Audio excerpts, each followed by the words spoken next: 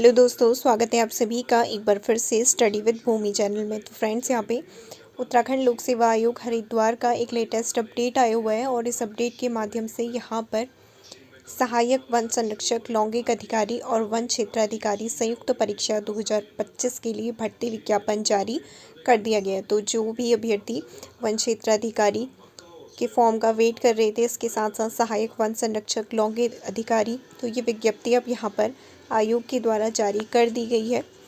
तो देख लेते हैं इसके बारे में कंप्लीट इन्फॉर्मेशन कि कब से इसके फॉर्म भरे जाने स्टार्ट हो चुके हैं, कब इसकी एंड डेट रहने वाली है, क्या इसमें फ़ीस रहने वाली है, क्या इसका सिलेबस रहने वाला है।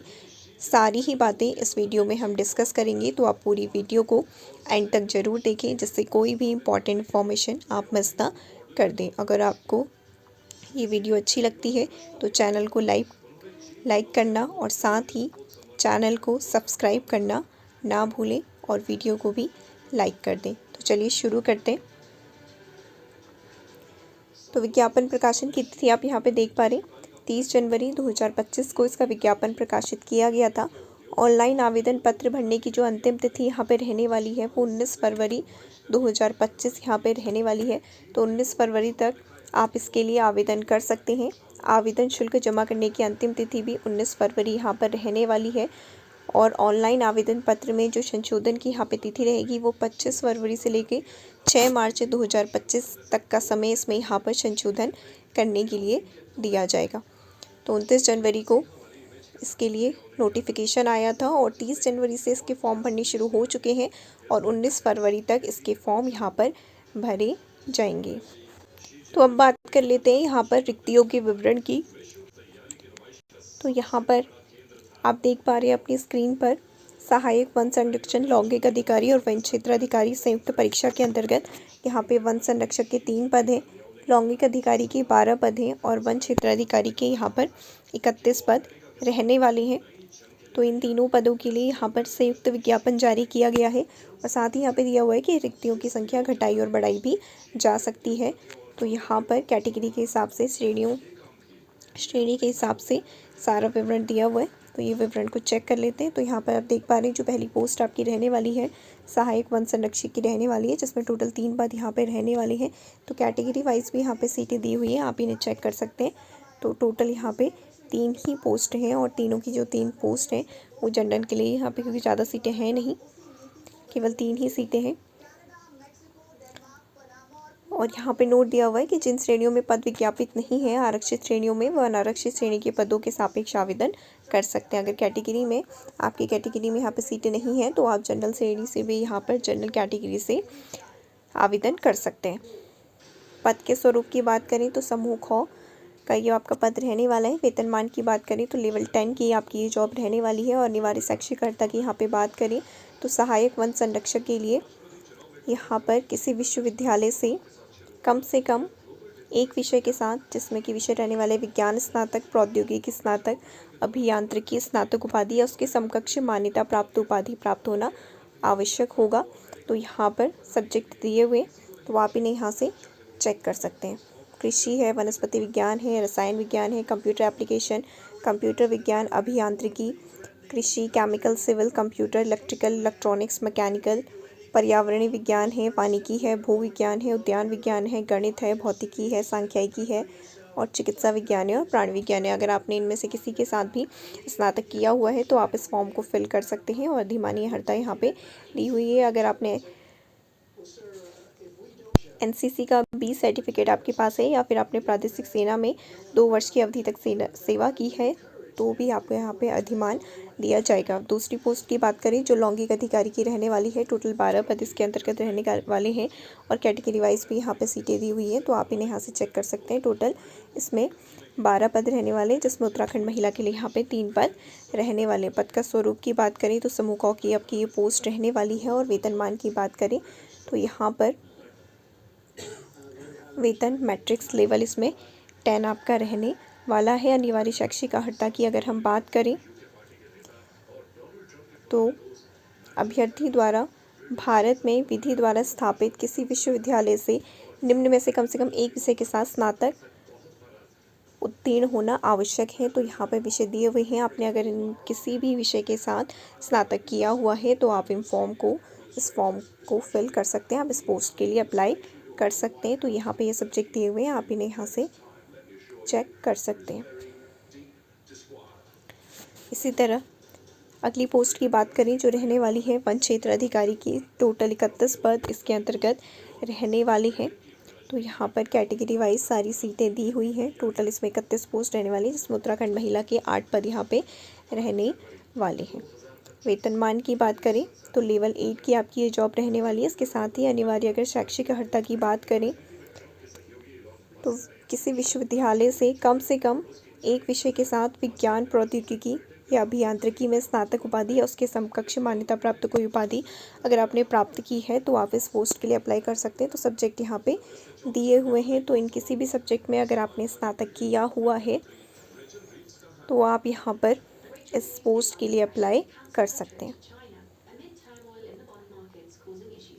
अब बात कर लेते हैं चयन प्रक्रिया की कि क्या इसमें चयन प्रक्रिया रहने वाली है। तो इसमें प्रारंभिक परीक्षा, मुख्य परीक्षा, शारीरिक मानक परीक्षा और साक्षात्कार परीक्षा यहाँ पे आयोजित की जाएगी। तो पहले आपकी यहाँ पे प्रारंभिक परीक्षा इसमें होनी है, फिर उसके बाद मुख्य परीक्षा का आयोजन किया जाएगा, जिसमें शारीरिक मानक यहाँ पे मांगे गए हैं। शारीरिक परीक्षा जिसमें होनी है तो उसमें शारीरिक परीक्षा भी यहाँ पे आयोजित कराई जाएगी और उसके बाद यहाँ पे साक्षात्कार परीक्षा भी ली जाएगी।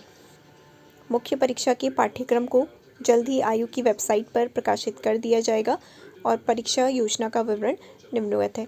तो क्या इससे कैसे आपका एग्ज़ाम होना है इसके बारे में यहाँ पे सारी इन्फॉर्मेशन दे रखी है। प्रारंभिक परीक्षा की तो परीक्षा योजना है, तो आपका जो प्री एग्ज़ाम होना है उसमें 150 नंबर का आपका यहाँ पे क्वेश्चन पेपर रहने वाला है, जिसमें 150 ही आपके प्रश्न आएंगे और प्रत्येक जो प्रश्न होगा वो 1 नंबर का होगा। मैक्सिमम इसमें 150 क्वेश्चन, 150 प्रश्नों की संख्या और मैक्सिमम मार्क्स में यहाँ पे 150 और 2 घंटे का आपको यहाँ पे समय दिया जाएगा। तो फिर जब आपका प्री क्वालिफाई होता है तो उसके बाद फिर आपके यहाँ पे मेंस एग्ज़ाम यानी मुख्य लिखित परीक्षा आयोजित कराई जाएगी।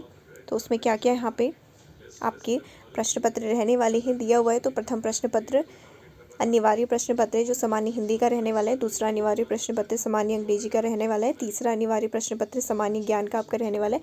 ये तीनों ही आपके मैक्सिमम 100 मार्क्स के रहने वाले, जिसके लिए आपको यहाँ पे 3 घंटे का समय दिया जाएगा। इसके बाद बात आती है वैकल्पिक विषय की। तो प्रथम वैकल्पिक विषय जो आपका मैक्सिमम 200 मार्क्स का यहाँ पे होना है, 3 घंटे का आपको समय दिया जाएगा। फिर द्वितीय वैकल्पिक विषय जो भी आपका यहाँ पे 200 मार्क्स का रहने वाला है, जिसके लिए आपको 3 घंटे का यहाँ पे समय दिया जाएगा। उसके बाद बात आती है साक्षात्कार की। तो टोटल 75 मार्क्स का आपका यहाँ पे इंटरव्यू भी है। इसी तरह टोटल 775 टोटल मार्क्स का आपका जो मेंस एग्ज़ाम है वो यहाँ पे रहने वाला है। ऐसे ही यहाँ पर बात करें वैकल्पिक विषय की, जो आपके 2 वैकल्पिक विषय हैं, तो वैकल्पिक विषय के बारे में सारी इन्फॉर्मेशन यहाँ पे दी हुई है। तो इनमें से आप वैकल्पिक विषय को यहाँ पे चूज़ कर सकते हैं। और यहाँ पे नोट दिया हुआ है कि किसी भी अभ्यर्थी को निम्न समूह में से एक से अधिक विषय लिए जाने की अनुमति नहीं होगी। तो आप यहाँ पे इन्हें देख सकते हैं। और जो आपका हिंदी का प्रथम प्रश्न पत्र रहने वाला है, अनिवार्य प्रश्न पत्र हिंदी, उसमें आपको मिनिमम 35% मार्क्स लाना अनिवार्य होगा। जो 35% यहाँ पे नहीं ला पाएंगे उनकी मुख्य परीक्षा की उत्तर पुस्तिकाओं का मूल्यांकन ही नहीं किया जाएगा। और प्रारंभिक परीक्षा में जो भी आपको मार्क्स प्राप्त होते हैं उनकी गणना किसी भी दशा में अंतिम योग्यता क्रम में अवधारित करने के लिए नहीं की जाएगी। तो आपके प्री के मार्क्स यहाँ पे ऐड नहीं होने वाले। अब शारीरिक योग्यता की अगर यहाँ पे बात करें तो यहाँ पर शारीरिक मापदंड भी दिया हुआ है। पुरुष के लिए ऊंचाई हाइट की बात करें तो 163 सेंटीमीटर यहाँ पे मांगी हुई है और महिला अभ्यर्थियों के लिए 150 सेंटीमीटर यहाँ पे हाइट मांगी हुई है। और ऐसे ही सीने का जो फैलाव है ये भी आप यहाँ पे चेक कर सकते हैं। ऐसे ही जो अनुसूचित जनजाति गोरखा, नेपाली, असमी, लद्दाखी, सिक्किमी, भूटानी, गढ़वाली, कुमाऊनी, मिजो, नागा के मूलवंश और अरुणाचल प्रदेश, लाहौल और स्पीति और मेघालय के अभ्यर्थियों की दशा में न्यूनतम ऊंचाई का मानक निम्न प्रकार होगा। तो जो भी स्टूडेंट इन क्षेत्रों से आते हैं तो उनको यहाँ पे हाइट में छूट दी जाएगी। तो उन क्षेत्रों के लिए पुरुष की यहाँ पे हाइट 152 सेंटीमीटर रखी गई है और महिला अभ्यर्थियों के लिए 145 सेंटीमीटर यहाँ पे हाइट रखी गई है। तो ये हमने बात की शारीरिक मापदंड की। अब बात कर लेते हैं परीक्षा शुल्क के बारे में। तो आप यहाँ पे देख पा रहे हैं अपनी स्क्रीन पर, जनरल कैटेगरी से जो स्टूडेंट आते हैं उनके लिए यहाँ पे टोटल शुल्क रहने वाला है वो 172 रुपये रहने वाला है। ऐसे ही अन्य पिछड़ा वर्ग से जो आते हैं उनके लिए भी 172 रुपीज़ यहाँ पे टोटल फीस रहने वाली है। SC ST कैंडिडेट जो है उनके लिए टोटल 82 रुपये। EWS जो है उनके लिए टोटल 172। जो शारीरिक दिव्यांग हैं उनके लिए यहाँ पे टोटल 22 रुपये। और उत्तराखंड राज्य में संचालित स्वैच्छिक राजकीय गृहों में निर्वासित जो अनाथ बच्चे हैं उनके लिए यहाँ पर कोई भी शुल्क नहीं रखा गया है। तो यहाँ पर आप देख सकते हैं कि फॉर्म फिल करने के लिए आपको यहाँ पे कितनी फ़ीस देनी होगी।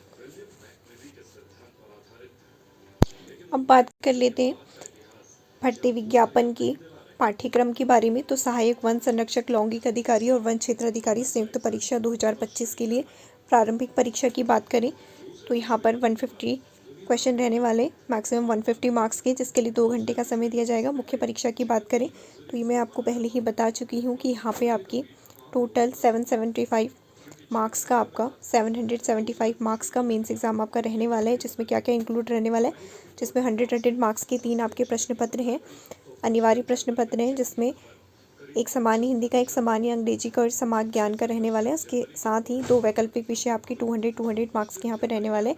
इन सभी के लिए आपको यहाँ पे 3-3 घंटे का समय दिया जाएगा। और लास्ट में आपका जो साक्षात्कार परीक्षा है वो 75 मार्क्स की यहाँ पे रहेगी। और जो हिंदी वाला प्रश्न पत्र है उसमें न्यूनतम 35% मार्क्स लाना अनिवार्य होगा। नहीं तो अगर आप 35% वहाँ पे नहीं ला पाते हैं तो फिर आपकी वहाँ पे कॉपी ही चेक नहीं होगी। अब बात कर लेते हैं इसके पूरे पाठ्यक्रम के बारे में।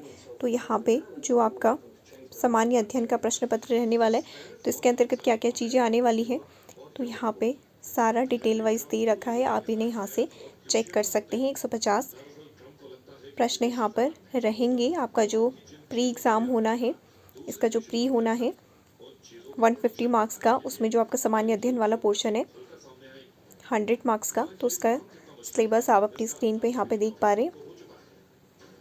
ये पूरा सिलेबस आप डिस्क्रिप्शन बॉक्स से भी टेलीग्राम चैनल से जुड़कर डाउनलोड कर सकते हैं। वहाँ पे इसकी पूरी PDF आपको उपलब्ध करा दी जाएगी। तो ऐसे ही सामान्य अभिरुचि परीक्षा के लिए यहाँ पे 50 प्रश्न रहने वाले हैं, जिसका भी सिलेबस आप अपनी स्क्रीन पर देख पा रहे हैं। इसके बाद तो यहाँ पे जो मेंस का डिटेल सिलेबस है अभी यहाँ पे नहीं दिया गया है। तो जैसे ही इसका डिटेल सिलेबस आयोग की साइट पर आता है तो आपको वीडियो के माध्यम से यहाँ पे अवगत करा दिया जाएगा। तो इसके संबंध में यहाँ पर दिया भी हुआ है। इसके साथ ही फ्रेंड्स आप यहाँ पे देख सकते हैं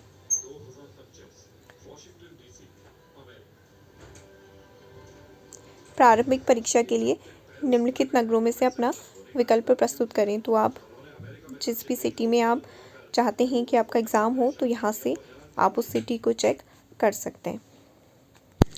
तो फ्रेंड्स आप यहाँ पे अपनी स्क्रीन पर देख भी पा रहे हैं, यहाँ पे दिया हुआ है कि मुख्य परीक्षा के पाठ्यक्रम को यथाशीघ्र आयोग की वेबसाइट पर प्रकाशित कर दिया जाएगा। तो जैसे ही इसके बारे में कोई भी अपडेट आती है तो आपको वीडियो के माध्यम से यहाँ पे अवगत करा दिया जाएगा।